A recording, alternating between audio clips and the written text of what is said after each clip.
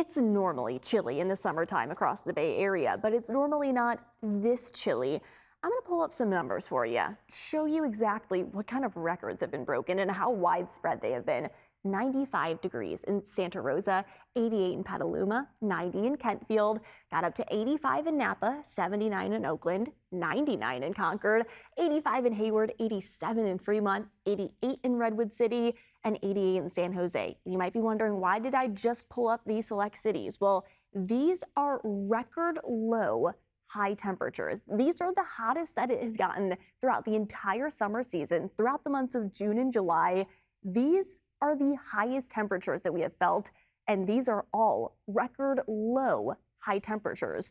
For the months of June and July, we have normally felt well hotter. So yeah, these are all record-breaking low high temperatures throughout the summer season. And it's not just those record-breaking daily high temperatures, it's also been just widespread and constant throughout the season. Let's take a look at just some of the cities, like SFO. The average high temperature throughout the summer season, throughout the months of June and July, has been 68.0 degrees. That is our coolest start to summer since 1965 and our 7th coolest on record. Oakland, with an average high temperature of 68.2 degrees, it's the coolest since 1975 and their 10th coolest on record. San Jose, an average temperature of 77. Obviously, they're warmer, but it's still their coolest since 1999 and their 8th coolest summer on record. For the months of June and July, there are so many places across the Bay that have been in their top 10 coolest starts to summer and the coolest summer that we have felt in decades across the Bay. So it has been well below average when it comes to those high temperatures, not just in San Francisco, but in San Jose, Oakland, and really for most of the Bay Area. And you might be wondering why? Why have we been so gosh darn chilly? That's the big question that most people are asking. And the reason is because of the lack of high pressure. Normally, in the summertime, we have what's known as a Four Corners high pressure and a Pacific high pressure. And both of those high pressure systems, either in combination or alone, we're normally at the edge of them. That brings us relatively warmer weather. It definitely brings the warmest weather into our inland communities, and it allows the coast to see a little bit more comfortable heat.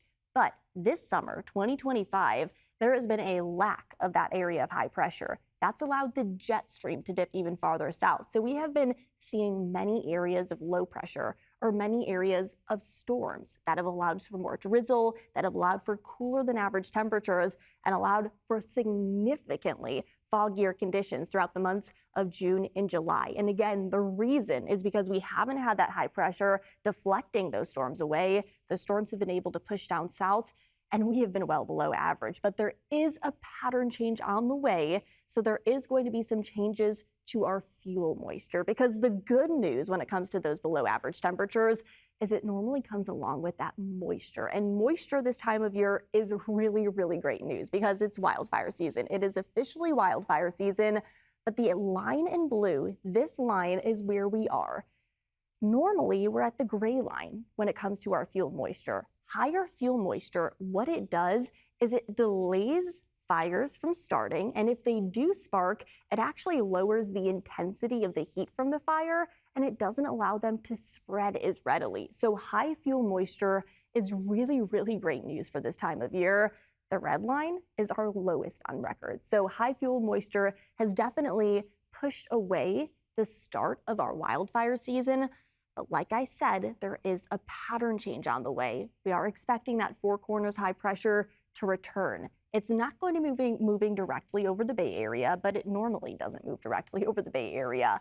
What it's going to do is deflect those areas of low pressure, those storm systems that have been moving down the California coast, off and away from us. So I would say starting Wednesday of this upcoming week especially, the heat will begin to turn up, and it's likely going to stay above average throughout the middle parts of the month of August. Our long-range models are showing those areas of high pressure returning and allowing those temperatures to stay at or above normal throughout the month of August. So June and July have been very, very chilly out there, but it does look like the month of August is going to be taking a turn with those warmer than normal temperatures. I mean, just look at our next 10 days. You can see San Jose, average high temperature 81 degrees.